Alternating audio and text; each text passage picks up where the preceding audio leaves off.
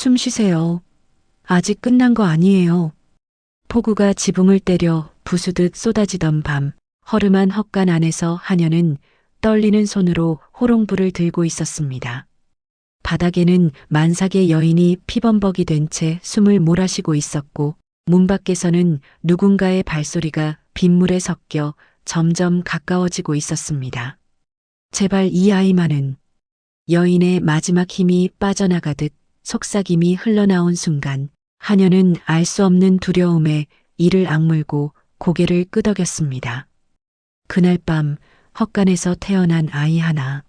하지만 그 아이는 이곳에 태어나선 안 될 운명을 지니고 있었습니다.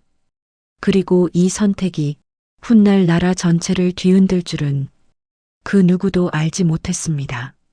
이 아이가 누구인지, 왜 이 출산이 비밀이 되어야 했는지 잠시 후 모두 밝혀집니다.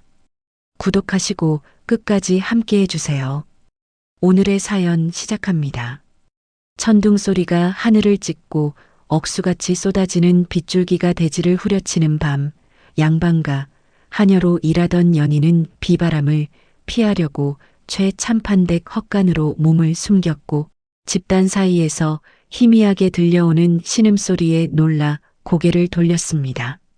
어둠 속에서 연희의 눈에 들어온 것은 온몸이 피투성이가 된 채 배를 움켜쥐고 누워있는 만삭의 여인이었고, 여인의 고운 비단옷은 찢겨져 있었으며 곳곳에 칼의 베인 자국이 선명하게 드러나 있었습니다. 살려주세요. 제발 살려주세요. 여인이 떨리는 손으로 연희의 치맛자락을 붙잡으며 애원했고, 연희는 여인의 얼굴을 자세히 들여다보다가 그 기품 있는 이목구비에서 범상치 않은 신부님을 직감했습니다. 부인, 대체 무슨 일이십니까? 어디서 다치신 겁니까? 연희가 황급히 물었지만 여인은 대답 대신 배를 움켜쥐며 비명을 질렀고, 연희는 여인이 곧 아이를 낳게 될 것임을 알아차리고 서둘러 집단을 모아 자리를 만들었습니다. 부인, 힘을 내셔야 합니다. 제가 도와드릴 테니 힘을 내세요. 연희가 여인의 손을 꼭 잡고 말했고, 여인은 연희의 손을 더욱 세게 움켜쥔 채 온몸에 힘을 주기 시작했습니다.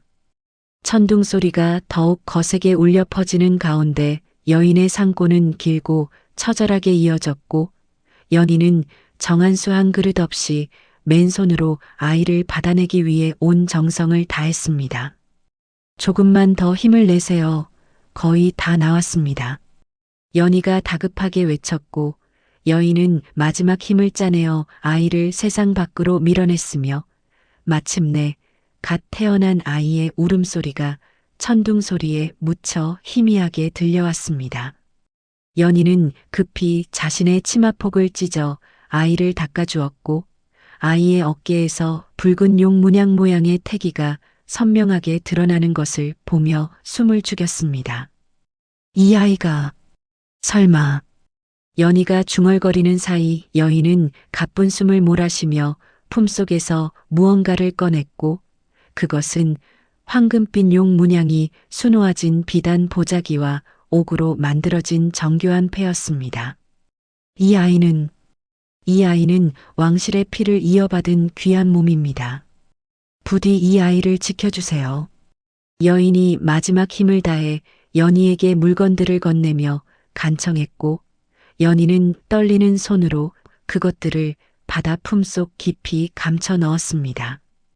부인, 이게 대체 무슨 말씀이십니까? 부인께서 직접 아이를 키우셔야지요. 연희가 여인을 일으켜 세우려 했지만 여인은 이미 너무 많은 피를 흘린 상태였고 힘없이 연희의 손을 밀어냈습니다. 바로 그때 헛간 밖에서 발소리가 들려왔고 횃불을 든 자객들이 빗속을 헤치고 이쪽으로 다가오는 모습이 어렴풋이 보였습니다. 저것들이 여기까지 왔구나. 제발 이 아이만은 살려주세요. 이 아이는 이 나라의 희망입니다. 여인이 피를 토하며 마지막 유언을 남겼고 연희가 여인을 흔들어 깨우려 했지만 여인은 이미 숨을 거둔 뒤였습니다. 연희는 헛간 구석에 누워있는 자신의 갓난아이를 바라보았고 아이는 태어난 지 사흘 만에 병을 얻어 이미 차갑게 식어 있었습니다. 미안하다, 내 아들아. 어미가 너를 이용하는구나. 연희가 죽은 자신의 아들을 조심스럽게 안아 올려 여인의 곁에 뉘었고 왕손 아기를 자신의 품속 깊이 감춰 넣었습니다. 자객들이 헛간 문을 박차고 들어오는 소리가 들렸고 연희는 뒷문으로 몸을 날려 어둠 속으로 사라졌습니다. 여기 있다.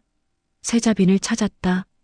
자객 중 한 명이 소리쳤고 다른 자객이 여인의 곁에 누워있는 아이를 확인한 뒤 고개를 끄덕였습니다. 왕손도 함께 죽었소. 이제 모든 증거를 없애야 하오. 자객들은 헛간에 불을 질렀고 순식간에 불길이 치솟아 올라 밤하늘을 붉게 물들였습니다. 멀리서 타오르는 불길을 바라보며 연희는 품속의 아이를 더욱 꼭 끌어안았고 빗속을 헤치며 도성에서 멀리 떨어진 남쪽을 향해 걸음을 재촉했습니다. 내가 반드시 너를 지켜내마. 내 어미의 뜻을 저버리지 않겠다.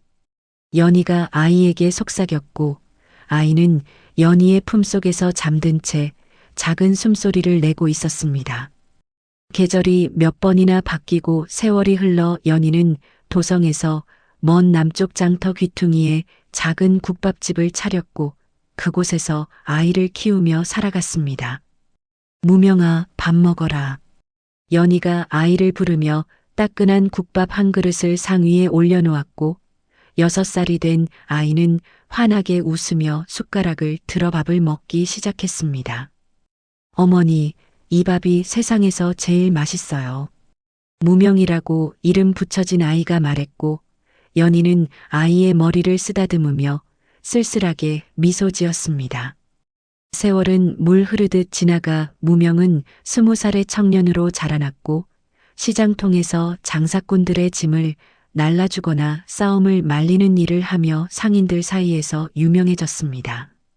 무명은 남다른 풍채와 힘을 지니고 있었고 한 번도 제대로 배운 적 없는 주먹질과 발길질에서도 범상치 않은 기품이 묻어나왔습니다. 무명이 형님, 오늘도 수고하셨습니다. 젊은 상인 하나가 무명에게 인사를 건넸고 무명은 환하게 웃으며 손을 흔들어 화답했습니다. 하지만 연희는 무명이 장터의 싸움판에 끼어들 때마다 가슴이 철렁 내려앉았고 밤마다 무명에게 싸움을 말리며 애원했습니다. 무명아, 제발 남의 일에 나서지 마라. 내가 다치기라도 하면 어미는 어쩌란 말이냐? 연희가 무명의 손을 잡고 간곡하게 말했지만 무명은 고개를 저으며 어머니를 안심시켰습니다. 어머니, 걱정 마세요. 저는 괜찮습니다. 무명이 대답했지만 밤이 되면 홀로 뒷산에 올라가 나무 칼을 휘두르며 알 수 없는 투지를 불태우곤 했습니다. 한편 도성에서는 선왕의 건강이 날로 악화되고 있었고 영의정 조학주는 권력을 차지하기 위해 반계 혈족 중에서 지능이 낮은 아이를 세자로 옹립하려는 계획을 세우고 있었습니다. 아버지, 정말 그 아이를 세자로 삼으시겠습니까? 조학주의 장남 조필이 아버지에게 물었고 조학주는 비웃으며 고개를 끄덕였습니다. 그래야 내가 섭정으로 이 나라를 쥐락펴락할 수 있지 않겠느냐? 그리고 20년 전에 사라진 그 아이의 흔적도 완전히 지워야 한다. 조학주가 차갑게 말했고 조필은 아버지의 명령을 받들어 중앙군영의 지휘권을 손에 넣고 비밀 수색을 시작했습니다. 어느 날 장터에서는 관리 하나가 과부의 멱살을 잡고 세금을 독촉하며 폭력을 휘두르고 있었고 지나가던 무명이 그 모습을 보고 멈춰 섰습니다. 이 사람아, 과부한테 그게 무슨 짓이오? 무명이 관리의 팔을 잡아 떼어내며 말했고 관리는 무명을 노려보며 고함을 질렀습니다. 내가 누군데 감히 관의 일에 참견이야?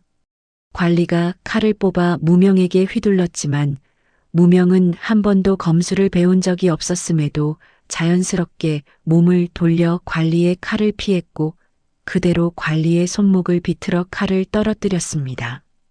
구경하던 사람들은 무명의 움직임에서 왕실 비전 검술의 편린을 보았고 그 소문은 순식간에 관가까지 퍼져나갔습니다. 연희는 이 소문을 듣고 즉시 짐을 싸기 시작했고 집으로 돌아온 무명에게 당장 떠나자고 재촉했습니다. 어머니, 대체 왜 이러십니까? 무슨 일이 있으신 겁니까? 무명이 어머니의 손을 붙잡으며 물었지만 연희는 대답 대신 눈물만 흘렸습니다. 어머니, 제 출생에 대해 말씀해 주세요. 저는 정말 어머니의 친아들입니까? 무명이 처음으로 어머니에게 따져 물었고 연희는 무명의 눈을 똑바로 바라보지 못한 채 고개를 돌렸습니다. 바로 그날 밤 조악주의 살수대장 귀면이 검은 옷을 입은 부하들을 이끌고 국밥집에 들이닥쳤고 연희의 방을 샅샅이 뒤지기 시작했습니다. 여기 뭔가 숨겨둔 게 있을 것이다. 찾아라. 귀면이 차갑게 명령했고 부하들은 방 안의 모든 물건을 들춰내기 시작했습니다. 무명이 집으로 돌아왔을 때 이미 집안은 엉망이 되어 있었고 연희는 무명의 어깨를 감싸며 옷으로 붉은 용 문양 흉터를 가리려 애썼습니다. 무명아, 이제 우리는 평범하게 살 수 없구나. 연희가 떨리는 목소리로 속삭였고 무명은 어머니의 두려움 가득한 눈빛을 보며 자신의 운명이 바뀌기 시작했음을 느꼈습니다. 귀면은 무명의 눈빛을 오랫동안 들여다보다가 천천히 고개를 끄덕였고 20년 전 폐위된 세자의 눈빛과 너무나 닮은 그 눈매에서 무언가 심상치 않은 기운을 느꼈습니다. 내 놈, 이름이 무엇이냐? 귀면이 차갑게 물었고 무명은 꿋꿋하게 귀면을 마주보며 대답했습니다. 저는 그냥 무명이라고 합니다. 무명의 대답에 귀면은 비웃음을 터뜨렸고 부하들에게 손짓을 하며 밖으로 나갔습니다. 이 장터 곳곳에 사람을 배치해라. 저놈의 일거수일투족을 모두 보고하도록 하라. 귀면이 부하들에게 지시했고 부하들은 곳곳에 흩어져 무명을 감시하기 시작했습니다. 연희는 무명을 지키기 위해 국밥집 문을 걸어 잠그고 외부 접촉을 끊었으며 무명에게 절대 밖으로 나가지 말라고 신신당부했습니다. 어머니, 대체 무슨 일입니까? 왜 이렇게까지 하셔야 합니까? 무명이 답답한 마음에 어머니에게 물었지만 연희는 고개를 저으며 무명의 손을 꼭 잡았습니다. 무명아, 내가 밖에 나가면 큰일이 난다. 제발 어미 말을 들어다오. 연희가 애원하듯 말했고 무명은 어머니의 떨리는 손을 보며 무언가 심각한 일이 벌어지고 있음을 직감했습니다.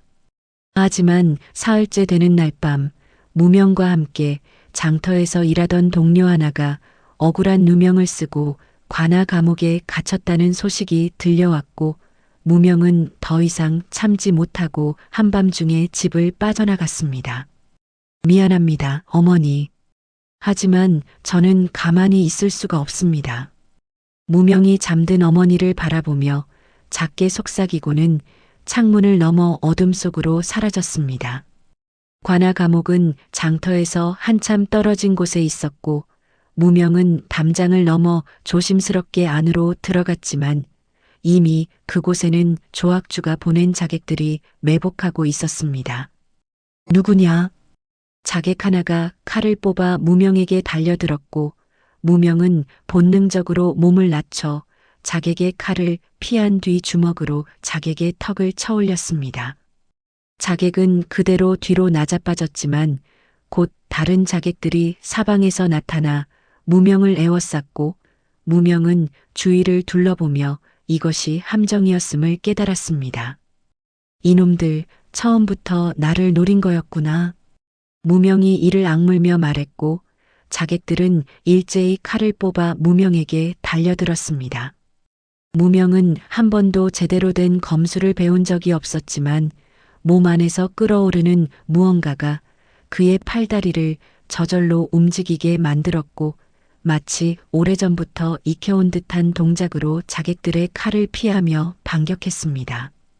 이놈의 검술이 설마 왕실 비전인가?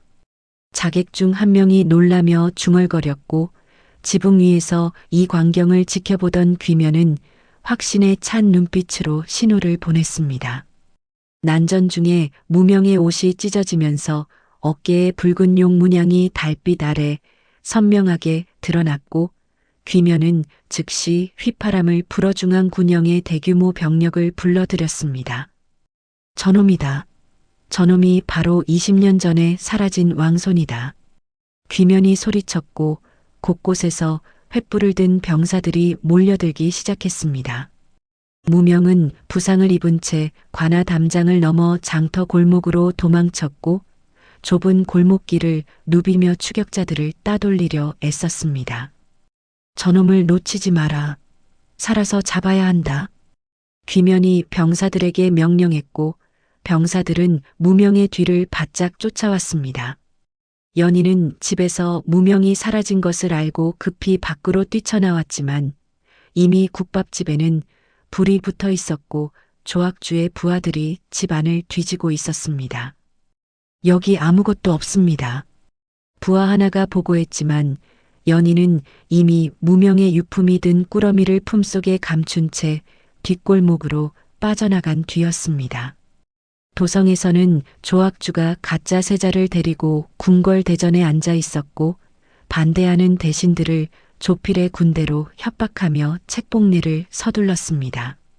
대감들, 선왕의 건강이 위독하시니 서둘러 세자를 책봉해야 하지 않겠소? 조학주가 대신들을 둘러보며 말했고 대신들은 칼을 찬 군사들에게 둘러싸인 채 떨리는 목소리로 대답했습니다. 영의정 대감의 뜻을 따르겠습니다. 대신들이 억지로 고개를 숙이자 조학주는 만족스럽게 웃으며 가짜 세자의 어깨를 두드렸습니다. 이제 곧 세자가 될 것이니 기쁘지 않으냐? 조학주가 물었지만 가짜 세자는 무슨 일이 벌어지는지도 모른 채 허공만 바라보고 있었습니다. 조학주는 진짜 왕손의 생존이 자신의 권력에 치명적임을 알았고 무명의 현상금을 나라 전체 예산에 버금가는 엄청난 액수로 올려 전국에 방을 붙였습니다. 무명이라는 자를 잡아오는 자에게는 금은 보화는 물론 벼슬까지 내리겠다. 현상금 방이 전국 곳곳에 붙자 백성들은 웅성거리기 시작했고 무명을 찾기 위한 수색은 더욱 거세졌습니다. 무명은 산속 깊은 동굴로 피신했고 그곳에서 먼저 도착해 있던 연희와 재회했습니다. 어머니, 무명이 연희를 껴안으며 외쳤고 연희는 무명의 상처를 보며 눈물을 흘렸습니다. 무명아, 내가 무사해서 정말 다행이구나. 연희가 떨리는 손으로 무명의 상처를 만지며 말했고 무명은 어머니의 손을 잡고 물었습니다. 어머니, 이제 모든 것을 말씀해 주세요. 저는 대체 누구입니까? 무명의 간절한 물음에 연희는 더 이상 숨길 수 없음을 깨닫고 천천히 품속에서 용문양이 새겨진 비단 보자기와 옥패를 꺼내 무명 앞에 놓았습니다. 무명아, 아니, 이선아, 이것이 내 아버지가 남긴 유품이다. 연희가 떨리는 목소리로 말했고 무명은 옥패를 집어들어 자세히 들여다보았습니다. 옥패를 만지는 순간 무명의 머릿속에는 환영처럼 불타는 헛간과 피를 흘리며 쓰러진 여인의 모습이 스쳐 지나갔고 무명은 그대로 주저앉으며 가슴을 움켜쥐었습니다. 이게 대체 무엇입니까? 무명이 고통스러워하며 물었고 연희는 무명을 끌어안으며 20년 전 그날 밤의 이야기를 들려주기 시작했습니다. 내 어머니는 왕실의 세자빈이셨고 너는 이 나라의 정통 왕손이다. 하지만 조학주 일당이 권력을 빼앗기 위해 내 부모를 죽이고 너마저 죽이려 했단다. 연희의 이야기를 들은 무명은 평생 자신을 짓눌렀던 슬픔과 외로움의 실체가 무엇이었는지 비로소 깨달았고 주먹을 불끈 쥐었습니다. 산 아래에서는 귀면의 군사들이 횃불을 들고 산 전체를 포위하며 압박해오고 있었고, 무명은 어머니를 지키기 위해 동굴 밖으로 나가 벼랑 끝으로 적들을 유인했습니다. 이리 와라, 이놈들아. 내가 바로 내 놈들이 찾던 왕손이다. 무명이 소리쳤고 군사들은 무명을 향해 일제히 달려들었습니다. 무명은 벼랑 끝까지 내몰렸고 뒤는 낭떠러지요 앞은 수십 명의 군사들로 막혀 있어 더 이상 물러설 곳이 없었습니다. 이제 끝이로구나. 무명이 중얼거리며 눈을 감는 순간 숲속에서 쏘아진 화살 하나가 바람을 가르며 날아와 무명 앞에 군사를 쓰러뜨렸습니다. 이어서 연달아 날아온 화살들이 신기에 가까운 정확도로 군사들을 하나씩 쓰러뜨렸고, 숲속에서 삿갓을 쓴 사내가 나타나 활을 든 채 무명 앞에 섰습니다. 누구십니까? 무명이 놀라며 물었고 사내는 삿갓을 벗으며 무릎을 꿇었습니다. 소인은 전직 내금의장 최강이라 하옵니다. 세자 저하를 지키지 못한 죄를 갚으러 왔습니다.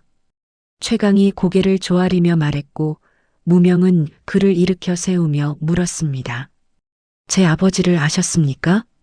무명의 물음에 최강은 품속에서 낡은 편지 하나를 꺼내 무명에게 건넸고 거기에는 세자의 친필로 쓰인 유지가 담겨 있었습니다. 이것은 아버지의 글씨. 무명이 떨리는 손으로 편지를 펼쳐 읽기 시작했고 연희도 동굴에서 나와 최강을 경계하며 바라보았습니다. 최 장군, 정말 당신이 우리를 도우러 온 것이오? 연희가 물었고 최강은 고개를 끄덕이며 대답했습니다. 20년을 기다렸습니다. 이제 왕손을 도성으로 모시고 정당한 자리를 되찾아드릴 때입니다. 최강의 말에 무명은 아직 혼란스러웠지만 어머니와 자신을 지키기 위해서라도 더 이상 도망칠 수 없음을 깨달았습니다. 귀면은 부하들이 쓰러지는 것을 보고 일단 후퇴 명령을 내렸지만 퇴각하기 전에 숲 전체에 불을 지르라고 지시했습니다. 저놈들을 산채로 태워 죽여라. 귀면의 명령에 군사들은 곳곳에 불을 놓았고 순식간에 산은 화염에 휩싸였습니다. 무명은 화염 속을 헤치고 산을 내려오며 마음속으로 다짐했고 최강과 연희가 그의 뒤를 따랐습니다. 이제 더 이상 도망치지 않겠습니다. 제가 누구인지 세상에 밝히고 정당하게 싸우겠습니다. 무명의 말에 최강은 고개를 끄덕였고 연희는 아들의 어깨를 꼭 잡으며 눈물을 흘렸습니다. 도성에서는 조악주가 아들 조필을 불러 직접 정예기병대를 이끌고 무명을 압살하라고 명령했고 조필은 아버지 앞에 무릎을 꿇으며 맹세했습니다. 아버지, 제가 반드시 저놈의 목을 베어오겠습니다. 조필의 맹세에 조악주는 만족스럽게 웃었고 조필은 즉시 1000명의 기병을 이끌고 남쪽을 향해 출발했습니다. 무명 일행은 조악주의 추격을 피해 사흘 밤낮을 쉬지 않고 달려 나병 환자와 버려진 백성들이 모여 사는 망곡 마을에 도착했고 마을 입구에는 역병을 경고하는 푯말이 세워져 있었습니다. 최강이 앞장서서 마을 안으로 들어서자 사람들은 낯선 이방인들을 경계하며 집 안으로 숨어들었고 거리는 썰렁하게 비어 있었습니다. 아버지, 갑자기 한 여인이 달려나와 최강을 껴안았고 최강은 딸을 쓰다듬으며 안도의 한숨을 내쉬었습니다. 설아, 무사했구나. 최강이 말했고 설이라 불린 여인은 무명과 연희를 돌아보며 공손하게 인사를 건넸습니다. 어서 오십시오. 이곳은 안전하지 않으니 빨리 지하 석굴로 가시죠. 설이 일행을 안내하여 마을 끝자락에 있는 낡은 사당 뒤편으로 데려갔고 사당 바닥에 숨겨진 입구를 열자 지하로 내려가는 계단이 나타났습니다. 석굴 안은 생각보다 넓었고 여러 사람이 살 수 있도록 꾸며져 있었으며 촛불이 켜진 안쪽에서는 병든 사람들이 누워 신음하고 있었습니다. 이분들은 모두 조악주의 폭정으로 쫓겨난 백성들입니다. 병들고 다친 이들을 제가 돌보고 있습니다. 설이 무명에게 설명했고 무명은 처참한 광경을 보며 주먹을 불끈 쥐었습니다. 이 사람들이 대체 무슨 죄를 지었기에 이런 곳에 숨어 살아야 합니까? 무명이 분노를 참으며 물었고 설은 슬픈 눈빛으로 대답했습니다. 조악주는 자신에게 반대하는 자들을 역적으로 몰아 가족까지 모두 죽이거나 이곳으로 내쫓았습니다. 이들은 그저 살아남으려 발버둥 치는 것뿐입니다. 설의 말에 무명은 자신이 왕이 되어야 할 이유가 단순히 혈통 때문이 아니라 이런 백성들을 지켜야 하는 책임감에서 비롯됨을 깨달았습니다. 연희는 무명의 부상을 보고 설에게 치료를 부탁했고 설은 능숙한 손놀림으로 무명의 상처를 씻고 약초를 발랐습니다. 조금 따가우실 겁니다. 설이 말했고 무명은 이를 악물며 통증을 견뎠습니다. 괜찮습니다. 이 정도는 아무것도 아닙니다. 무명이 대답하자 설은 무명의 강인함에 감탄하며 붕대를 감아주었습니다. 도성에서는 조악주가 망곡마을에 왕손이 숨어들었다는 첩보를 입수했고 즉시 아들 조피를 불러 지시를 내렸습니다. 망곡마을을 역병구역으로 선포하고 완전히 봉쇄하라. 그리고 그 안에 있는 모든 것을 불태워버려라. 조악주가 차갑게 명령했고 조필은 아버지의 뜻을 받들어 즉시 군사를 이끌고 망곡마을로 향했습니다. 조필은 마을 주위를 완전히 포위하고 기름을 뿌리기 시작했으며 마을 사람들은 두려움에 떨며 집 안에 숨어들었습니다. 이 마을은 역병에 감염되었으니 아무도 나갈 수 없다. 명을 어기는 자는 즉시 처형한다. 조필이 확성기를 들고 외쳤고 마을 사람들은 절망에 빠졌습니다. 석굴 안에서 이 소식을 들은 무명은 최강의 만류에도 불구하고 밖으로 나가려 했고 최강이 무명의 팔을 붙잡았습니다. 도련님, 지금 나가시면 위험합니다. 조금만 기다리십시오. 최강이 간곡하게 말했지만 무명은 고개를 저으며 최강의 손을 뿌리쳤습니다. 저 밖에는 죄 없는 백성들이 있습니다. 제가 여기 있다는 이유로 저들이 죽게 내버려둘 수는 없습니다. 무명의 단호한 말에 최강은 더 이상 말리지 못했고 연희가 무명의 손을 잡으며 눈물을 흘렸습니다. 무명아, 너무 위험하다.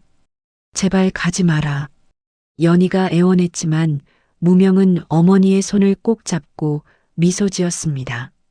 어머니, 저는 이제 도망치지 않기로 했습니다. 제가 지켜야 할 사람들이 있습니다. 무명의 말에 연희는 더 이상 말리지 못하고 아들을 끌어안았습니다.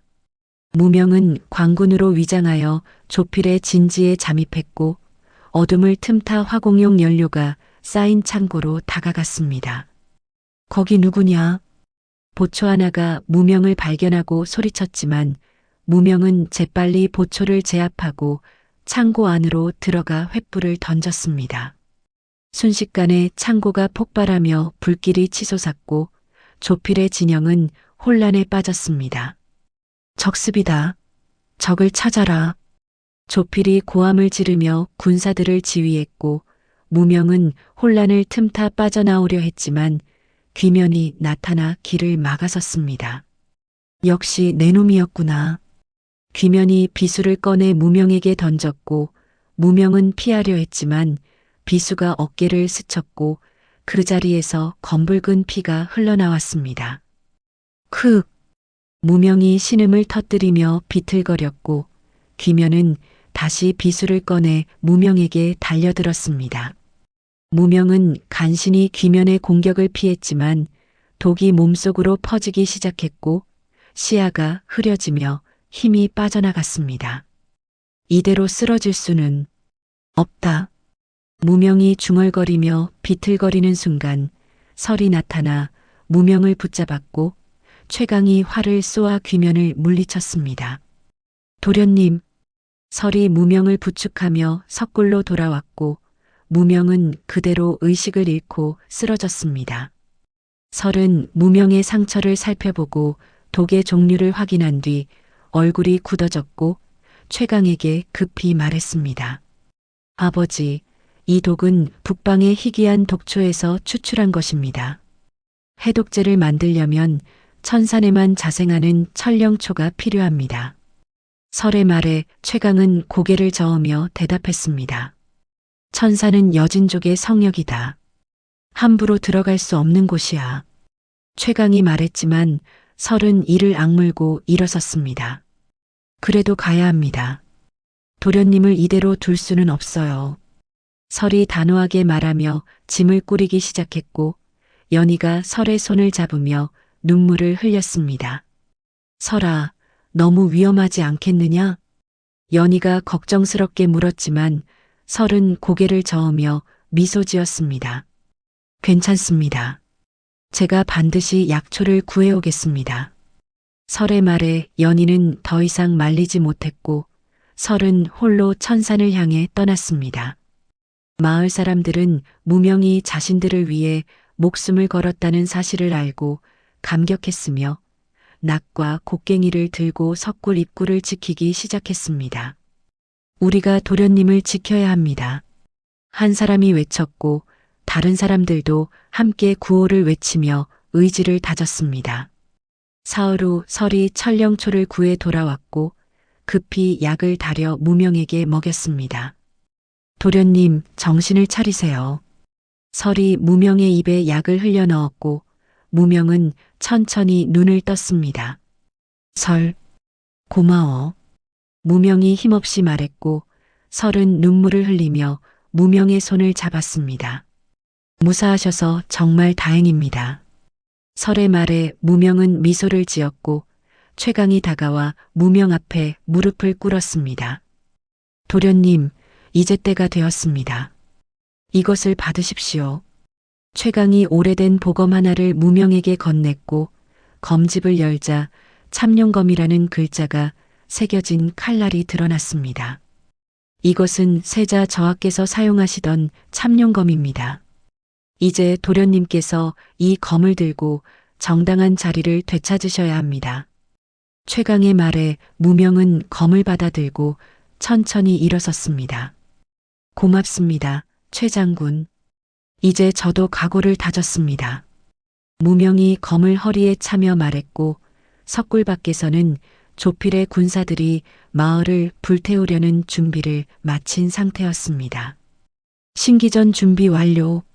조필의 부하가 보고했고 조필은 발사 명령을 내리려는 순간 무명이 석굴에서 뛰쳐나와 백성들의 선두에 섰습니다. 멈춰라. 무명이 외쳤고 조필은 무명을 보며 비웃음을 터뜨렸습니다. 내 놈이 왕손이라는 자냐? 하찮은 것이 감히 나서다니. 조필이 말했지만 무명은 꿋꿋하게 조필을 마주보며 참룡검을 뽑아들었습니다. 나는 이 나라의 정통 왕손 이선이다. 백성을 해치는 것을 당장 멈춰라. 무명의 목소리에는 왕의 위엄이 서려 있었고 군사들은 무명의 기세에 눌려 주춤거렸습니다. 무명은 어깨에 옷을 찢어 붉은 용 문양을 드러냈고 왕실의 인장인 옥패를 높이 치켜들었습니다. 이것이 증거다. 나는 왕손이며 너희는 역적 조악주에게 속고 있다. 무명의 외침에 군사 중 일부가 칼을 내려놓기 시작했고 조필은 분노하며 무명에게 달려들었습니다. 난전이 벌어지는 가운데 연희가 조필의 부하들에게 인질로 잡혔고 무명은 검을 내려놓을 위기에 처했습니다.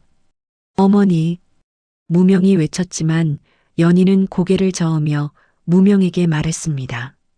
무명아, 나는 괜찮다. 내가 해야 할 일을 해라. 연희가 소리치며 스스로 적의 칼날에 몸을 던졌고 무명은 비명을 지르며 달려갔습니다. 다행히 설이 재빨리 달려와 연희를 구했지만 연희는 깊은 상처를 입었고 무명은 분노와 슬픔이 뒤섞인 감정에 휩싸였습니다. 어머니, 어머니. 무명이 연희를 안으며 울부짖었고 그 순간 무명의 몸에서 강렬한 기운이 뿜어져 나왔습니다. 최강은 무명의 각성을 보고 전국에 흩어진 세자의 옛 충신들에게 밀서를 보냈고 거사를 준비하기 시작했습니다. 이제 때가 되었다. 왕손께서 각성하셨으니 우리도 움직여야 한다. 최강이 밀서를 보내며 중얼거렸고 도성에서는 조악주가 가짜 세자를 즉위시키기 위한 대례식을 서두르며 궁궐 전체를 요새화하기 시작했습니다. 거사를 준비한 지 일주일이 지난 어느 날 무명은 석굴 안에서 설의 정성스러운 간호를 받으며 조금씩 기력을 회복하고 있었고 연희도 설의 치료 덕분에 위험한 고비를 넘긴 상태였습니다. 최강은 매일 아침 무명을 석굴 밖으로 데리고 나가 왕실 비전 무예인 용왕 검법을 가르치기 시작했고 무명은 피땀을 흘리며 검술을 익혔습니다. 도련님, 검은 단순히 적을 베는 도구가 아닙니다. 백성을 지키는 방패이자 정의를 세우는 힘입니다. 최강이 무명에게 말하며 검을 휘둘러 시범을 보였고 무명은 그 움직임을 눈에 담으며 따라했습니다. 이렇게 하는 겁니까? 무명이 검을 휘두르자 최강은 고개를 끄덕이며 무명의 자세를 교정해 주었습니다. 그렇습니다. 하지만 힘만으로는 부족합니다. 마음을 담아야 진정한 검법이 됩니다. 최강의 가르침에 무명은 눈을 감고 호흡을 가다듬은 뒤 다시 검을 휘둘렀고 이번에는 검 끝에서 바람이 일어나며 나뭇잎이 절로 떨어졌습니다. 좋습니다. 바로 그것입니다. 최강이 기뻐하며 무명의 어깨를 두드렸고 무명은 처음으로 자신감을 느끼며 미소 지었습니다. 설은 무명이 훈련을 마치고 돌아오면 따뜻한 약탕을 준비해 건네주었고 무명의 상처에 정성스럽게 약을 발라주었습니다. 도련님, 너무 무리하지 마십시오. 아직 몸이 완전히 회복되지 않았습니다. 설이 걱정스럽게 말했고 무명은 설의 손을 잡으며 고개를 끄덕였습니다. 고맙소, 설. 당신이 없었다면 나는 벌써 죽었을 거요. 무명의 말에 설은 얼굴을 붉히며 고개를 돌렸고 두 사람 사이에는 말로 표현할 수 없는 깊은 감정이 흐르고 있었습니다. 망곡 마을 백성들은 무명을 지키기 위해 자발적으로 나서서 나무 방패를 만들고 군량을 비축하기 시작했으며 무명은 그들에게 글을 가르치며 공평한 세상을 약속했습니다. 여러분, 제가 왕이 되면 신분의 벽을 허물고 능력 있는 사람이라면 누구나 벼슬에 오를 수 있는 세상을 만들겠습니다. 무명이 마을 사람들 앞에서 말했고 사람들은 환호하며 무명을 지지했습니다. 도련님을 위해 목숨을 바치겠습니다. 한 백성이 외쳤고 다른 사람들도 함께 구호를 외치며 무명에게 충성을 맹세했습니다. 도성에서는 조악주가 가짜 세자를 앞세워 전국의 곳간을 털어 사병을 매수하고 있었고 반대하는 선비들을 저작거리에서 참수하며 공포 정치를 일삼았습니다. 영의정 대감, 이렇게까지 해야 합니까? 무고한 선비들을 죽이는 것은 한 대신이 조심스럽게 간언했지만 조악주는 그를 노려보며 차갑게 말했습니다. 입 닥쳐라. 내 놈도 역적의 무리가 되고 싶으냐? 조악주의 위협에 대신들은 입을 다물었고 조악주는 만족스럽게 웃으며 자리에서 일어났습니다. 최강은 무명을 데리고 과거 세자를 지지했던 퇴역 장수들과 유림 원로들을 비밀리에 찾아다녔고 그들은 무명의 옥패와 용문양을 확인한 뒤 무릎을 꿇었습니다. 세자 저하의 아드님이시니 저희가 어찌 모시지 않겠습니까? 병력을 모아 도련님을 돕겠습니다. 백발의 노장수가 무명 앞에서 맹세했고 무명은 그를 일으켜 세우며 감사의 인사를 건넸습니다. 장군, 고맙습니다. 함께 이 나라를 바로 세웁시다. 무명의 말에 노장수는 눈물을 흘리며 고개를 끄덕였고 무명의 군대는 조금씩 늘어나기 시작했습니다. 연희는 몸이 회복되자마자 무명의 갑옷을 수선하기 시작했고 바늘을 들고 한 땀 한 땀 정성스럽게 기워나갔습니다. 무명아, 이 갑옷을 입고 꼭 살아서 돌아오너라. 연희가 눈물을 글썽이며 말했고 무명은 어머니를 끌어안으며 약속했습니다. 어머니, 걱정 마세요. 반드시 승리하고 돌아오겠습니다. 무명의 다짐에 연희는 아들의 등을 토닥이며 기도했습니다. 무명은 도성 진격 전에 탐관오리들의 식량 창고를 습격하여 백성들에게 나누어 주는 일을 시작했고 사람들은 무명을 그림자 세자라 부르며 칭송했습니다. 그림자 세자께서 또 우리를 도우셨다. 한 백성이 기뻐하며 외쳤고 무명의 이름은 전국으로 퍼져나가기 시작했습니다. 전국에 무명의 이름을 연호하는 벽서가 붙자 조필은 분노하여 무고한 백성들을 잡아들여 학살하기 시작했고 거리에는 피가 흘렀습니다. 그림자 세자를 숨겨준 자는 삼족을 멸한다. 조필이 외쳤지만 백성들은 입을 다물고 무명을 보호했습니다. 무명은 조악주의 조력자였던 전직 서리 출신 지민을 찾아가 설득했고 지민은 무명의 진심에 감복하여 편을 바꾸기로 결심했습니다. 도련님, 제가 조악주의 비밀 금고 위치를 알려드리겠습니다. 그곳에 조악주가 여진족과 맺은 밀약이 숨겨져 있습니다. 지민이 무명에게 말했고 무명은 지민의 손을 잡으며 감사를 표했습니다. 고맙소, 지민. 당신의 용기를 잊지 않겠소. 무명의 말에 지민은 고개를 숙이며 다짐했습니다. 지민은 목숨을 걸고 조악주의 서재에 잠입하여 밀약 문서를 복사해냈고 그 문서에는 조악주가 여진족에게 국경지대를 넘겨주기로 한 내용이 담겨 있었습니다. 이것이면 조악주의 매국 행위를 만천하에 밝힐 수 있습니다. 지민이 문서를 무명에게 건네며 말했고 무명은 문서를 보며 분노에 몸을 떨었습니다. 이 역적놈이 나라를 팔아먹으려 했구나. 무명이 이를 악물며 중얼거렸고 최강도 문서를 보며 고개를 끄덕였습니다. 설은 무명이 도성으로 떠나기 전에 소리 없이 적을 제압하는 비수와 독치료제를 챙겨주었고 무명의 손을 꼭 잡으며 간곡하게 부탁했습니다. 도련님, 꼭 무사히 돌아오십시오. 제가 여기서 기다리고 있겠습니다. 설의 떨리는 목소리에 무명은 설의 손을 더 세게 쥐며 약속했습니다. 반드시 돌아오겠소. 그때는 당신을 정식으로 왕비로 맞이하겠소.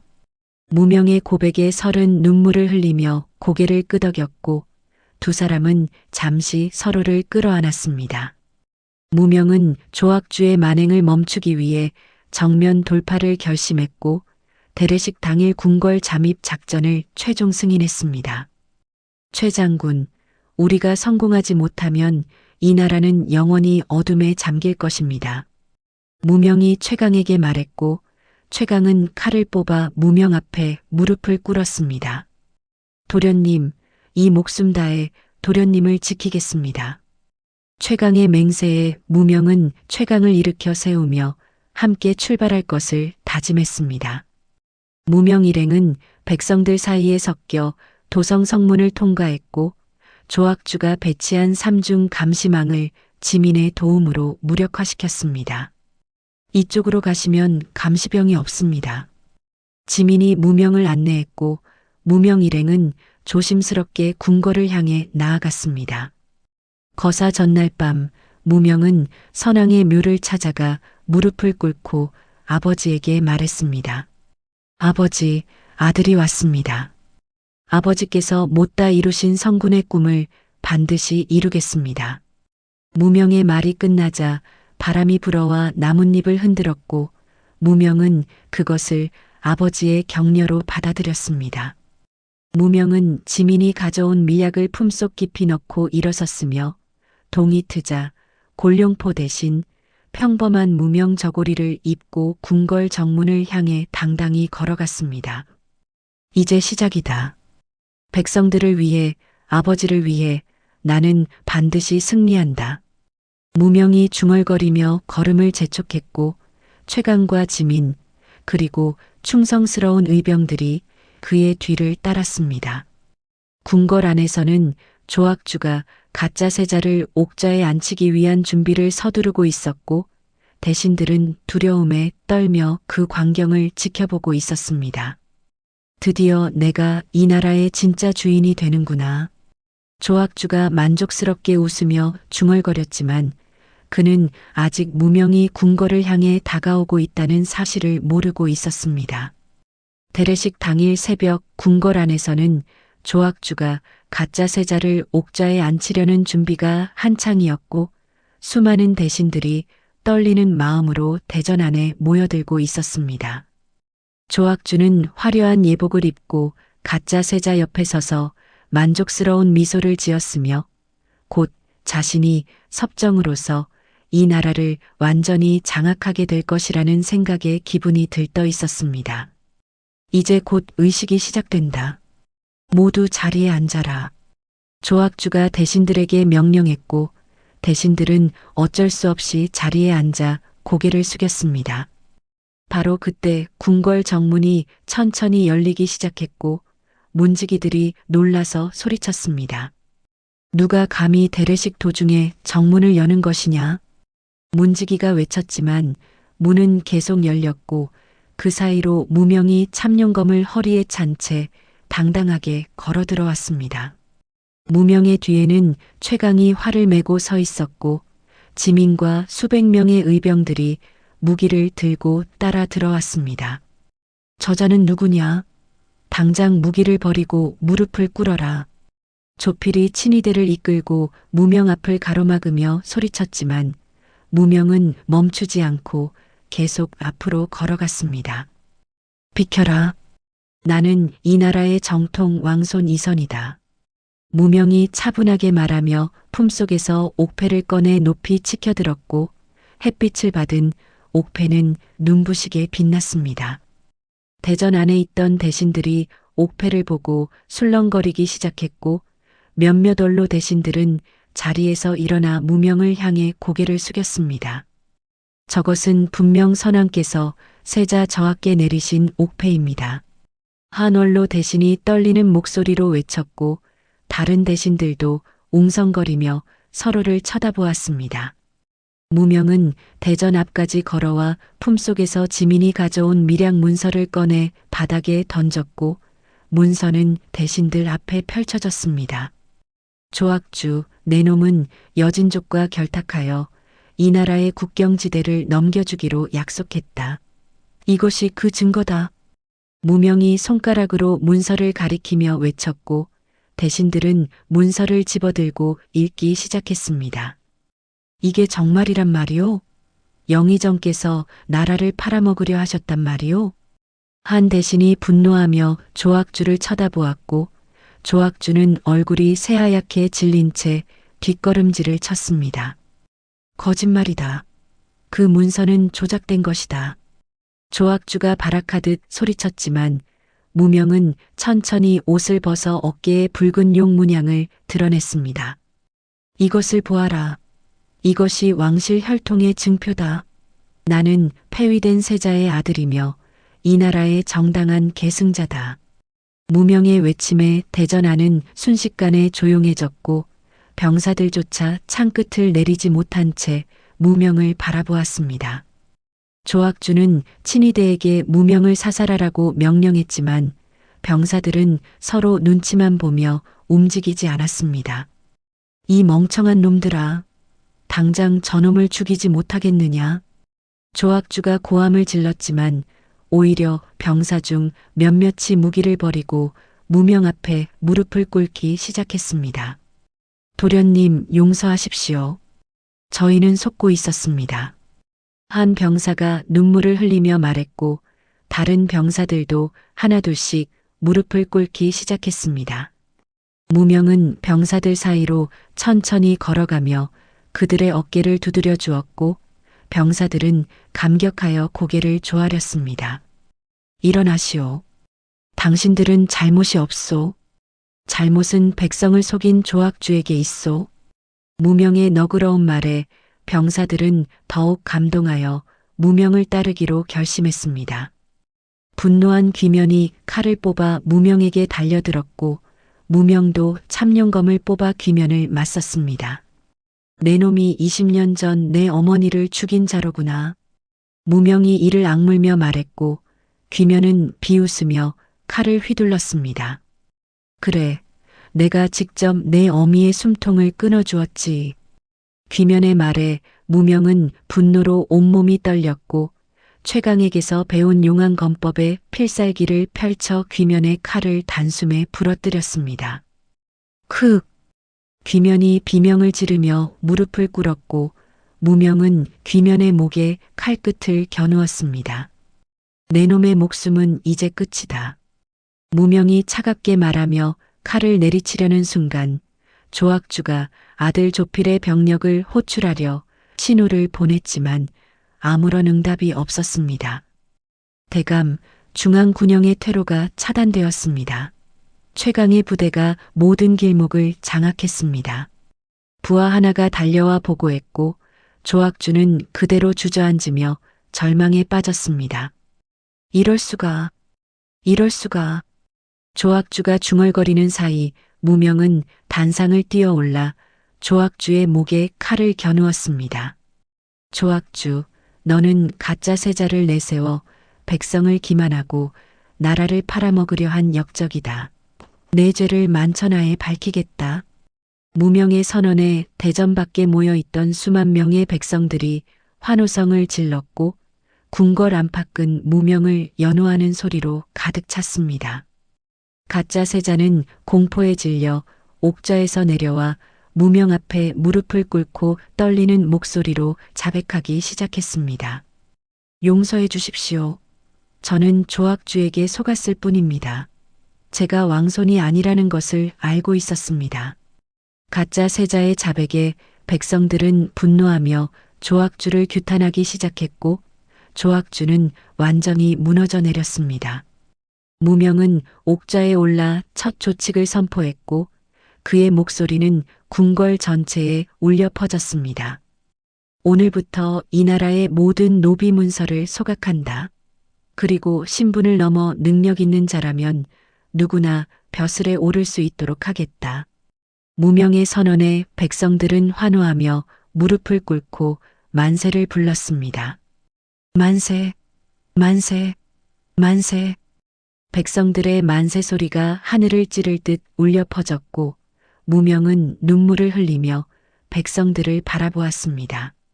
조악주와 조필은 대역죄인으로 포박되어 끌려갔고 무명은 폐허가 된 궁궐을 정비하며 백성을 위한 새로운 정치를 시작했습니다. 최 장군, 앞으로 할 일이 많소. 함께 이 나라를 바로 세웁시다. 무명이 최강에게 말했고 최강은 감격하여 무릎을 꿇었습니다. 도련님, 아니 전하, 이 몸 다할 때까지 전하를 모시겠습니다. 최강의 맹세에 무명은 최강을 일으켜 세우며 내금위장의 직책을 다시 내렸습니다. 설은 망곡 마을에서 소식을 듣고 급히 도성으로 달려왔고 무명은 설을 궁중 내의원의 수장으로 임명한 뒤 정식으로 왕비로 맞이하겠다고 선언했습니다. 설, 당신과 함께 이 나라를 다스리고 싶소. 무명이 설의 손을 잡으며 말했고 설은 눈물을 흘리며 고개를 끄덕였습니다. 전하, 제가 전하를 도와 백성들을 위해 일하겠습니다. 설의 대답에 무명은 설을 끌어안았고 주위의 대신들과 백성들은 박수를 치며 두 사람을 축복했습니다. 연희는 궁궐로 불려왔지만 대비 추대를 정중히 사양하고 궁 근처 작은 집에 머물며 가난한 백성들에게 국밥을 나누어 주는 평범한 삶을 선택했습니다. 무명아, 어미는 화려한 삶보다 이렇게 백성들과 함께 사는 것이 더 좋구나.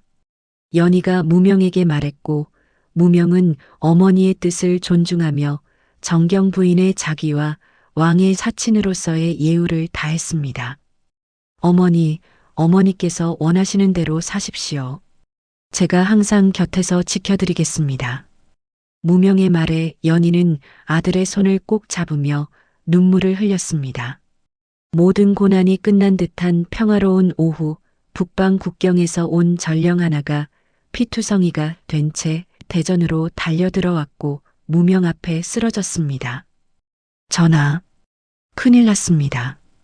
여진족이 대군을 이끌고 전령이 마지막 힘을 다해 말하려 했지만 그대로 기절했고 무명은 급히 전령을 부축하며 어의를 불렀습니다. 빨리 치료하라. 무명이 명령했고 설이 달려와 전령을 살펴보았습니다.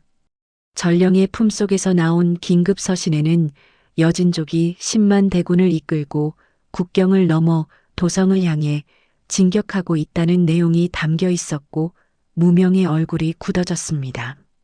최 장군, 즉시 군사를 소집하시오. 새로운 전쟁이 시작되었소. 무명이 단호하게 말했고 최강은 고개를 끄덕이며 대전을 빠져나갔습니다.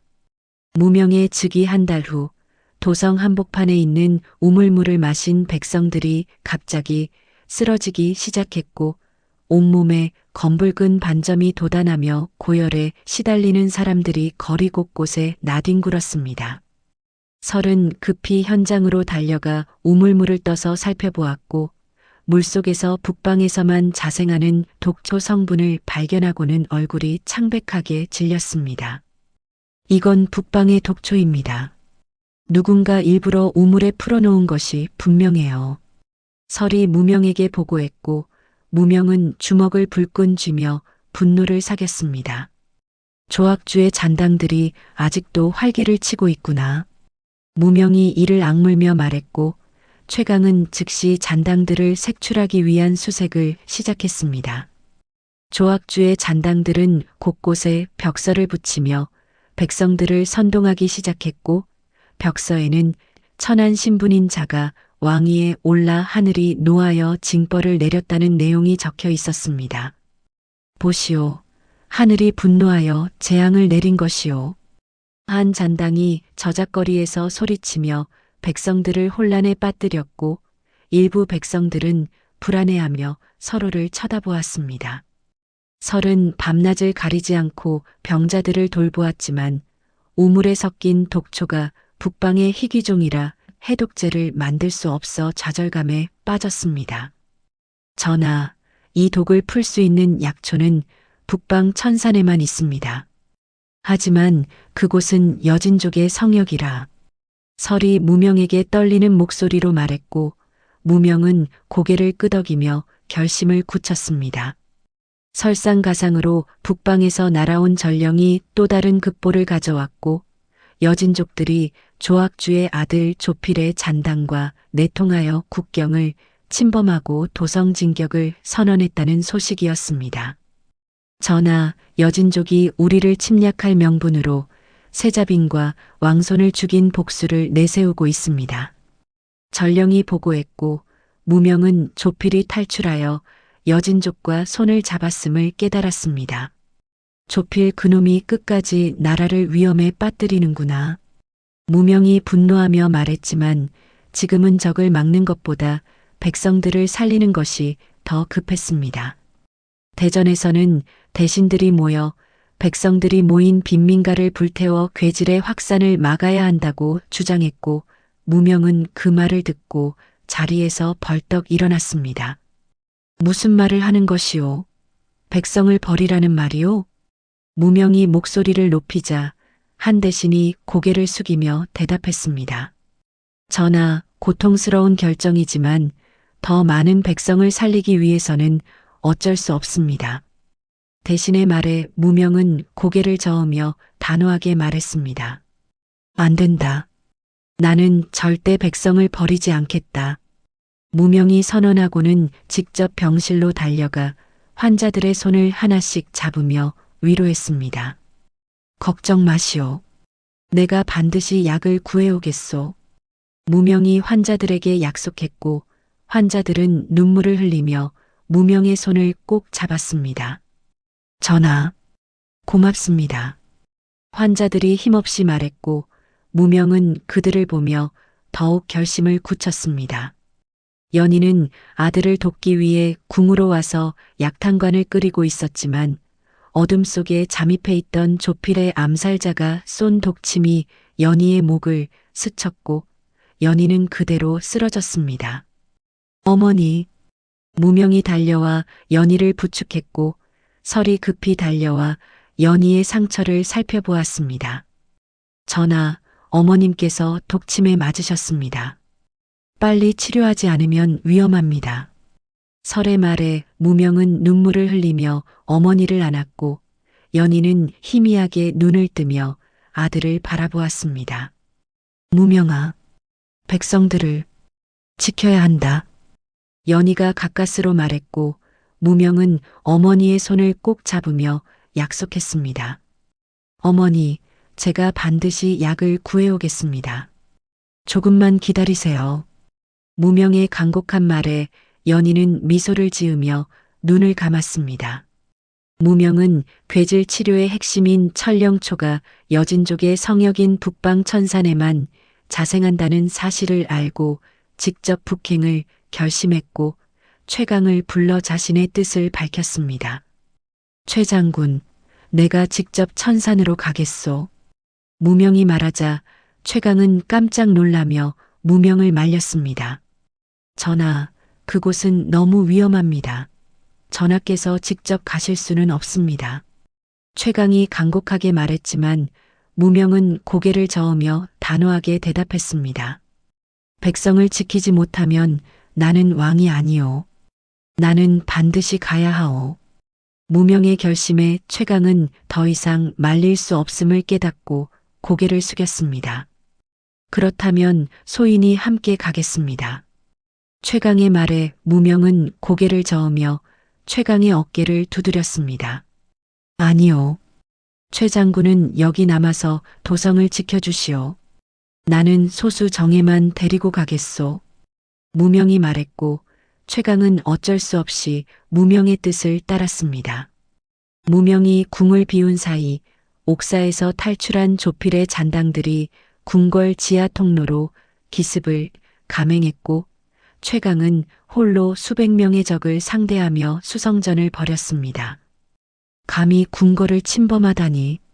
이 최강이 있는 한 너희는 한 발짝도 들어올 수 없다. 최강이 활을 쏘며 외쳤고 화살은 정확하게 적들의 급소를 꿰뚫었습니다.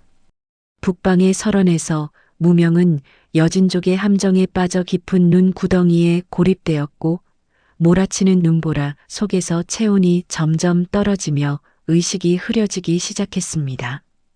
이대로 죽을 수는 없다. 백성들이 기다리고 있다. 무명이 중얼거리며 눈을 감으려는 순간 꿈속에서 친어머니가 나타나 무명의 손을 잡았습니다. 이선아, 내 근본은 백성의 마음이다. 그것을 잊지 마라. 어머니의 말에 무명은 다시 눈을 뜨고 정신을 차렸으며 온 힘을 다해 설벽을 기어오르기 시작했습니다. 나는 포기하지 않는다. 절대. 무명이 이를 악물며 설벽을 타고 올랐고 손톱이 찢어지고 손가락이 얼어붙었지만 멈추지 않았습니다. 여진족 장수는 무명이 설벽을 타고 올라오는 모습을 보고 감탄하며 부하들을 물렸고 무명 앞에 나타나 1대1 결투를 제안했습니다. 그대의 생명력에 감복했소. 나와 1대1로 겨루시오. 이기면 천령초를 내어주겠소. 여진족 장수가 칼을 뽑으며 말했고 무명은 비틀거리며 일어나 참룡검을 뽑았습니다. 좋소. 받아들이겠소. 무명이 대답했고 두 사람은 눈보라 속에서 검을 맞대기 시작했습니다. 무명은 동상으로 얼어붙은 손에 칼을 묶고 여진족 장수와 사투를 벌였으며 제왕의 기운으로 마침내 장수를 제압하고 승리를 거두었습니다. 훌륭하오. 약속대로 천령초를 드리겠소. 여진족 장수가 무명의 용기에 감탄하며 천령초를 건넸고 무명은 천령초를 받아 품속 깊이 넣었습니다. 천령초를 확보한 무명은 번개처럼 도성으로 돌아왔지만 도성 입구에서 조필의 잔당들이 세운 불벽에 가로막혔습니다. 전하께서는 이곳을 통과할 수 없습니다. 조필의 잔당이 칼을 뽑으며 소리쳤고 무명은 참룡검을 휘둘러 불벽을 가르며 앞으로 나아갔습니다. 비켜라. 백성들이 기다리고 있다. 무명이 외치며 적들을 쓰러뜨렸고 마침내 궁궐에 도착하여 설에게 천령초를 전달했습니다. 무명은 불길을 뚫고 궁궐 안으로 뛰어들었고 온몸이 그을리고 상처투성이가 된 채 설이 있는 내의원으로 달려가 천령초를 꺼내 설의 손에 쥐어주었습니다. 설은 무명의 손에서 천령초를 받아들고 눈물을 흘렸으며 무명의 상처투성이 손을 보며 가슴이 찢어지는 듯한 아픔을 느꼈습니다. 전하, 이렇게까지 하시다니.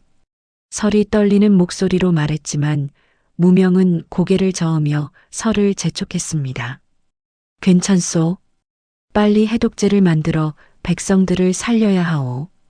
무명의 간절한 말에 설은 급히 천령초를 약탕관에 넣고 불을 지폈으며 밤새도록 정성스럽게 약을 다리기 시작했습니다. 해독제 조제법은 복잡했지만 설은 아버지 최강에게서 배운 의술과 자신의 경험을 모두 동원하여 기적적으로 완성해냈고 새벽녘에 마침내 해독제가 완성되었습니다. 됐어요. 해독제가 완성됐어요. 설이 기쁨에 겨워 외쳤고 무명은 설을 끌어안으며 함께 기뻐했습니다. 고맙소, 설. 당신이 아니었다면 불가능했을 거요. 무명의 말에 설은 얼굴을 붉히며 고개를 끄덕였고 즉시 해독제를 환자들에게 나누어 주기 시작했습니다. 해독제가 배포되자 괴질은 빠르게 진압되기 시작했고 죽어가던 백성들이 하나둘씩 눈을 뜨며 기적처럼 회복되었습니다. 살았다. 우리가 살았다. 한 백성이 환호하며 외쳤고 다른 백성들도 함께 기뻐하며 무명에게 감사의 절을 올렸습니다. 백성들은 왕이 직접 목숨을 걸고 약초를 구해왔다는 사실을 알게 되었고 조필의 잔당들이 퍼뜨린 유언비어를 믿지 않게 되었습니다. 전하께서 우리를 살리기 위해 목숨을 걸으셨다. 잔당들의 거짓말에 속지 말자. 한 백성이 소리치며 거리로 나섰고 백성들은 조필의 잔당들을 찾아내어 관하로 끌고 갔습니다. 무명은 급히 연희의 처소로 달려가 해독제를 어머니의 입에 흘려넣었고 연희는 천천히 눈을 떠 아들을 바라보았습니다. 무명아, 내가 돌아왔구나. 연희가 힘없이 말했고 무명은 어머니의 손을 꼭 잡으며 눈물을 흘렸습니다. 어머니, 이제 괜찮으십니다. 제가 약을 구해왔습니다. 무명의 말에 연희는 아들의 손을 쓰다듬으며 미소 지었고 무명은 어머니가 무사함을 확인하고 안도의 한숨을 내쉬었습니다. 무명아, 너는 진정한 성군이 될 것이다. 연희가 아들을 축복하며 말했고 무명은 어머니의 품에 안겨 오랫동안 울었습니다. 최강은 궁궐 지하 통로에서 마지막 힘을 다해 조필의 잔당들을 막아내고 있었고 화살이 떨어지자 칼을 뽑아 직접 적들과 싸웠습니다. 이 최강이 살아있는 한 너희는 한 발짝도 들어올 수 없다. 최강이 외치며 칼을 휘둘렀지만 적들의 수는 너무 많았고 최강의 몸에도 여러 군데 상처가 났습니다. 바로 그때 무명이 병사들을 이끌고 지하 통로로 뛰어들었고 참룡검을 휘둘러 적들을 쓰러뜨리며 최강에게 달려갔습니다. 최장군, 내가 왔소. 무명이 외치며 최강의 옆에 섰고 최강은 무명을 보며 안도의 눈물을 흘렸습니다. 전하, 무사히 돌아오셨군요. 최강이 힘없이 말했고 무명은 최강을 부축하며 병사들에게 명령했습니다. 저 역적들을 모두 잡아라. 한 놈도 놓치지 마라. 무명의 명령에 병사들은 일제히 달려들어 조필의 잔당들을 제압했고 반란은 완전히 진압되었습니다. 무명은 여진족 장수와의 결투에서 얻은 신뢰를 바탕으로 사신을 보내 화친을 제안했고 여진족은 무명의 용기에 감탄하여 화친을 받아들였습니다. 우리는 용맹한 자를 존경하오. 전하의 제안을 받아들이겠소. 여진족 사신이 무명 앞에서 말했고 무명은 사신과 손을 맞잡으며 평화를 약속했습니다. 조필과 조학주의 잔당들은 모두 잡혀 옥사에 갇혔고 무명은 그들을 심판하기 위한 재판을 열었습니다. 조필, 너는 나라를 배신하고 외세와 결탁하여 백성을 해친 죄로 사형에 처해야 마땅하다. 무명이 조필을 내려다보며 말했지만 조필은 고개를 들지 못한 채 바닥에 엎드려 있었습니다. 전하, 용서해 주십시오. 제가 잘못했습니다. 조필이 울며 빌었지만 무명은 고개를 저으며 단호하게 말했습니다. 너의 죄는 용서받을 수 없다.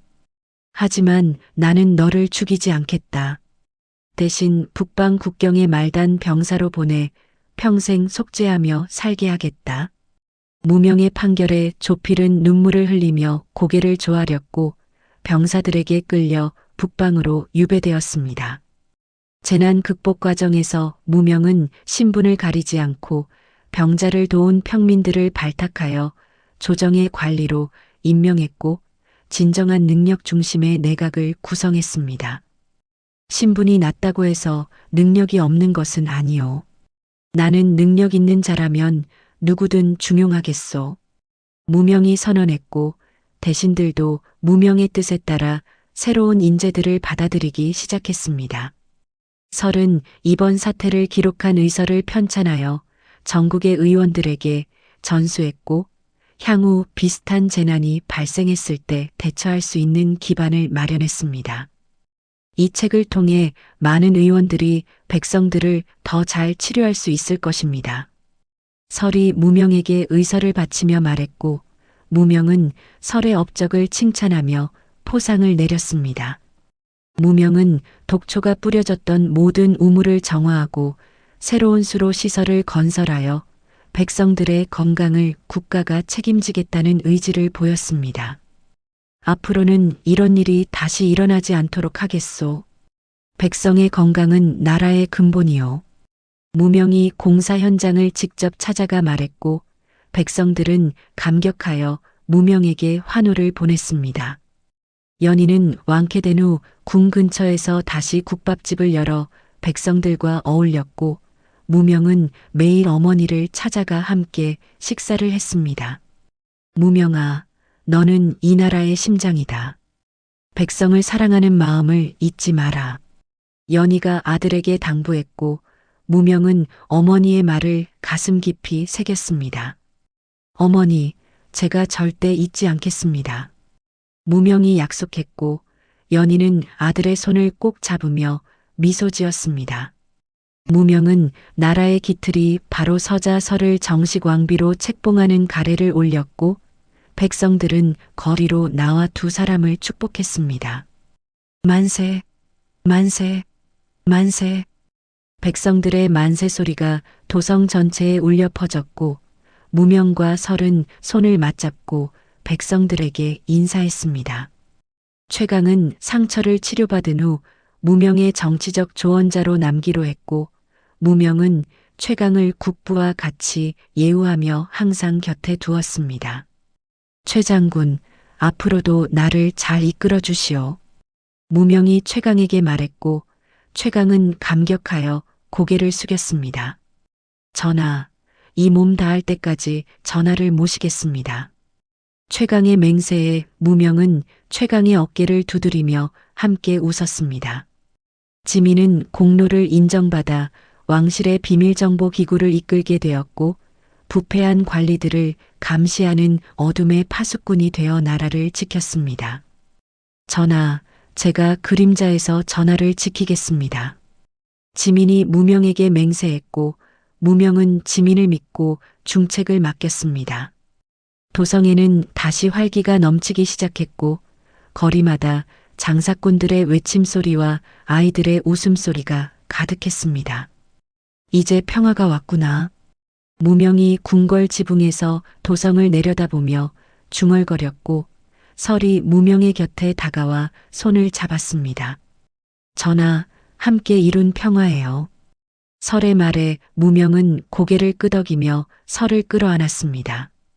평화로운 밤, 무명은 설과 함께 궁궐 지붕에 올라 별을 바라보며 헛간에서 시작된 자신의 길을 되새겼고 백성을 향한 사랑을 다시 한번 다짐했습니다. 나는 이 백성들을 위해 평생을 바치겠소.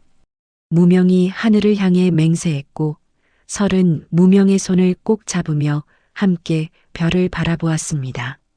세월이 물 흐르듯 지나가 무명의 치세는 30년을 넘어섰고 그동안 이 나라는 전례 없는 태평성대를 누리며 백성들은 풍요롭고 평화로운 삶을 살아갔습니다.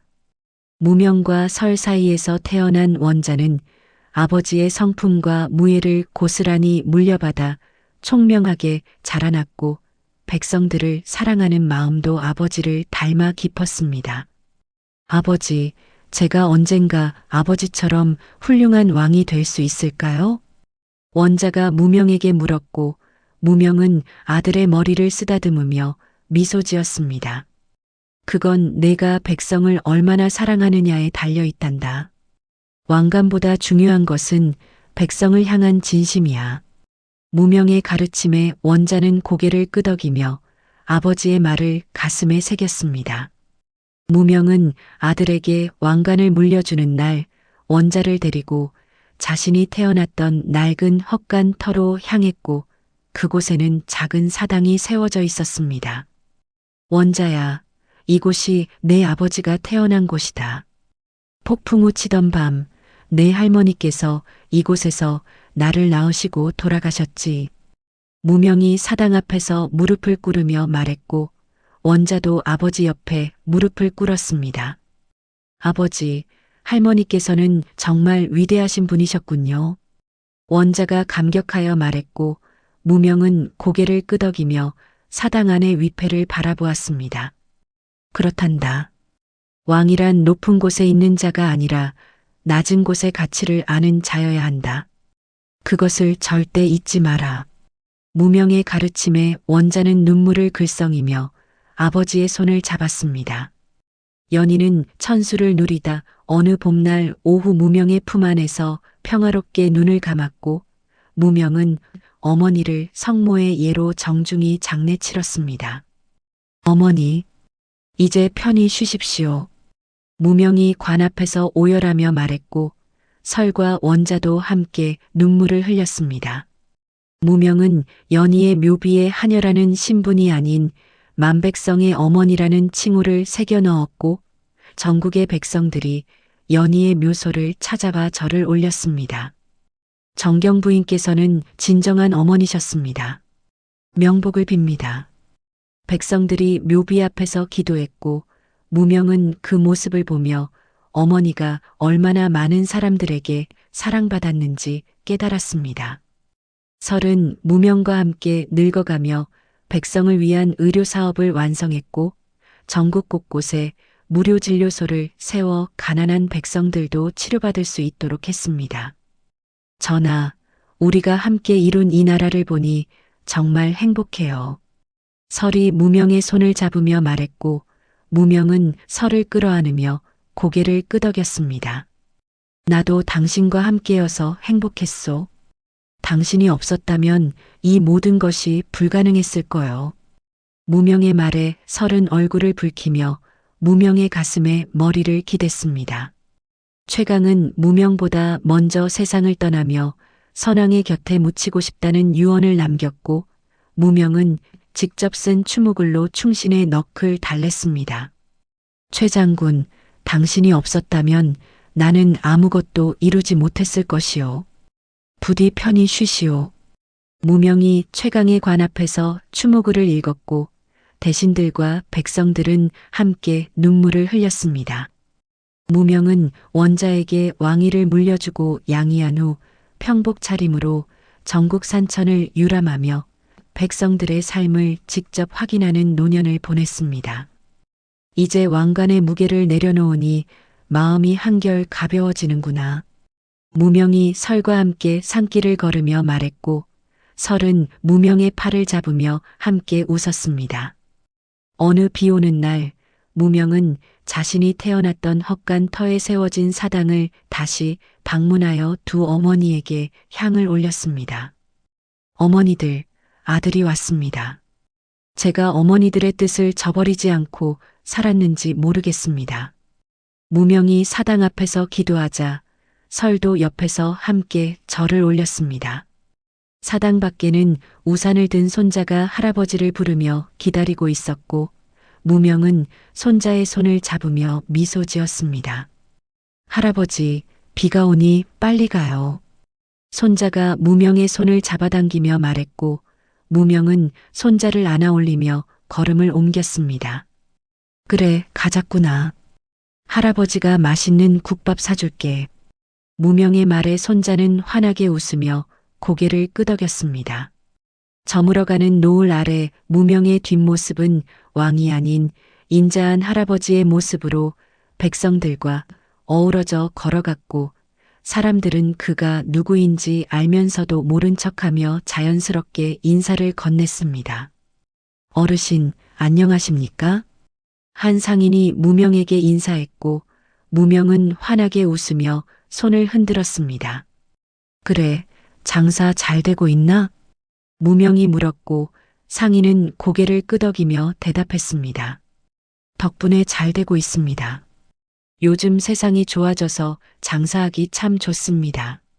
상인의 말에 무명은 뿌듯한 미소를 지으며 고개를 끄덕였습니다. 시장 한 구석 국밥집 주인은 무명을 알아보고 따뜻한 국밥 한 그릇을 내어놓았으며 무명은 그 국밥을 받아들고 옛 추억에 잠겼습니다.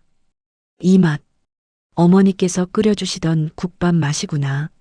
무명이 눈물을 글썽이며 국밥을 떠먹었고 설은 무명의 손을 잡으며 함께 눈물을 흘렸습니다. 전하, 어머님께서 하늘에서 보고 계실 거예요. 설의 말에 무명은 고개를 끄덕이며 국밥을 천천히 먹어 내려갔습니다. 역사서에는 무명을 신분의 벽을 허물고 사랑으로 나라를 다스린 군주로 기록하여 후대의 귀감이 되게 했고 수많은 선비들이 무명의 치세를 연구하며 배웠습니다. 무명대왕은 진정한 성군이셨다. 백성을 먼저 생각하는 그 마음을 우리 모두 본받아야 한다. 한 선비가 제자들에게 가르쳤고 제자들은 무명의 이야기를 듣고 감동하여 눈물을 흘렸습니다. 폭우와 천둥 속에서 시작된 운명은 가장 찬란한 빛이 되어 한 시대를 비추었고 그 전설은 영원히 백성들의 가슴 속에 살아 숨쉬게 되었습니다. 무명은 임종이 가까워오자 원자를 불러 마지막 가르침을 전했고 원자는 아버지의 침상 옆에 무릎을 꿇고 앉았습니다. 원자야, 나의 이름은 무명이나 나의 백성은 만물이다. 이 말을 잊지 마라. 무명이 마지막 힘을 다해 말했고 원자는 아버지의 손을 꼭 잡으며 눈물을 흘렸습니다. 아버지, 제가 아버지의 뜻을 이어받아 백성을 잘 섬기겠습니다. 원자의 약속에 무명은 미소를 지으며 눈을 감았고 설은 무명의 곁에서 남편의 손을 놓지 않았습니다. 전하, 저도 곧 따라가겠어요. 설이 울먹이며 말했고 무명은 마지막 숨을 거두기 전에 설의 손을 꼭 잡았습니다. 고맙소. 당신과 함께여서 행복했소. 무명의 마지막 말에 설은 목 놓아 울었고 원자도 함께 슬픔에 잠겼습니다. 전국의 백성들은 무명의 죽음을 슬퍼하며 사흘 동안 상복을 입고 애도했고 거리 곳곳에서 무명을 추모하는 노래가 울려 퍼졌습니다. 헛간에서 태어나 왕이 되신 분, 백성을 사랑하여 성군이 되신 분, 그 은혜 영원히 잊지 않으리. 백성들이 노래하며 무명의 영구 행렬을 따랐고 행렬은 도성에서 헛간 터까지 끝없이 이어졌습니다. 무명은 자신이 태어난 헛간 터 근처에 묻히기를 원했고 원자는 아버지의 유언대로 그곳에 소박한 묘를 만들어 아버지를 모셨습니다. 아버지, 편히 쉬십시오. 아들이 아버지의 뜻을 이어 이 나라를 잘 지키겠습니다. 원자가 아버지의 묘 앞에서 맹세했고 설도 남편의 묘 앞에 무릎을 꿇고 기도했습니다. 설은 무명이 떠난 지 1년 후 조용히 세상을 떠났고 무명의 곁에 나란히 묻혔으며 두 사람의 사랑 이야기는 후대까지 전해져 노래로 불렸습니다. 사랑은 신분을 넘어서고 진심은 백성을 감동시키네. 무명과 설의 사랑이여 영원하리라. 시인들이 노래했고 백성들은 그 노래를 부르며 두 사람을 기억했습니다. 폭우와 천둥 속에서 시작된 운명은 가장 찬란한 빛이 되어 한 시대를 비추었고 나의 이름은 무명이나 나의 백성은 만물이다라는 무명의 마지막 명언은 역사 속에 영원히 새겨져 수많은 왕들이 본받아야 할 지침이 되었습니다. 여러분, 헛간에서 태어나 왕이 된 무명의 이야기는 여기서 막을 내립니다. 폭풍 우 치던 밤하녀, 연희의 품에 안겨 목숨을 건진 아이가 백성을 사랑하는 성군으로 자라나기까지 우리는 함께 긴 여정을 걸어왔습니다. 무명은 혈통이 아닌 진심으로 왕이 되었고 신분의 벽을 허물며 모든 백성이 평등한 세상을 만들었습니다. 그의 곁에는 양어머니 연희의 희생과 사랑이 있었고 충신 최강의 헌신이 있었으며 왕비설의 지혜와 헌신이 함께했습니다. 이 이야기는 진정한 왕이란 높은 곳에 있는 자가 아니라 낮은 곳의 가치를 아는 자라는 교훈을 우리에게 남겨줍니다. 나의 이름은 무명이나 나의 백성은 만물이다. 이 한마디가 우리 모두의 가슴 속에 오래도록 남아있기를 바랍니다. 이야기를 끝까지 들어주신 분이 계시다면 잘 들었다고 댓글 하나만 남겨주세요. 감사합니다.